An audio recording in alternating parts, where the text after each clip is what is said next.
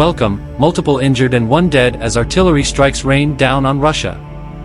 Russians living in the Belgorod border region with Ukraine were left terrified after artillery strikes killed one person and injured another 5. The region's Russian governor, Vyacheslav Gladkov, confirmed the news of the casualties on his official Telegram channel.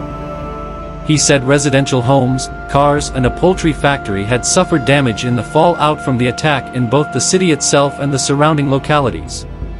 The governor spoke to 2 of the injured, a man and a woman.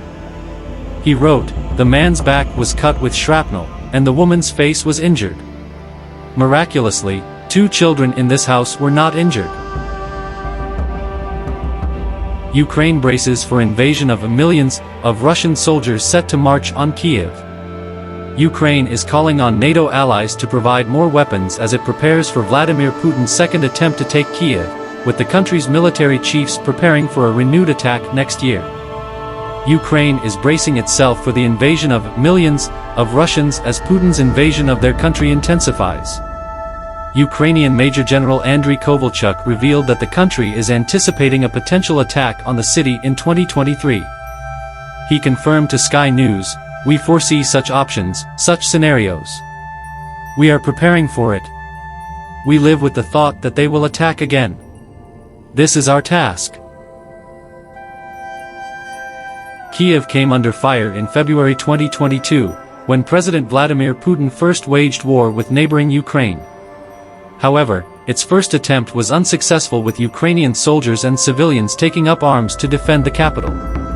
It is thought that Russia hadn't anticipated such a strong Ukrainian defense at the beginning of their invasion, which meant their unequipped army had to retreat.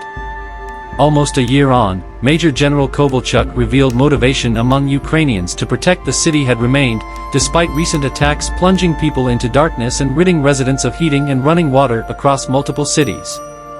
He said, "We are preparing for it. We are investigating. We look at where they accumulate strength and means. We are preparing."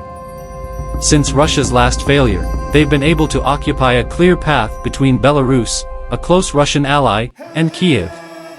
It's also thought Russia has significantly bulked up its military to more than 1 million soldiers via conscription of Russian civilians and prisoners, sparking Russian men to leave the country. Russian Ltkal Mikhail Fodin announced that they intended to continue the conscription period for 2 years during a TV interview. Fodin later denied plans, saying that they had been delayed until after a Russian's transition period in which it aimed to return to a USSR-style state. However, there has been speculation that Russia is waiting until the new year to inform civilians that they will be sent to the front line. So far, more than 100,000 Russians are believed to have been killed or injured from Putin's war.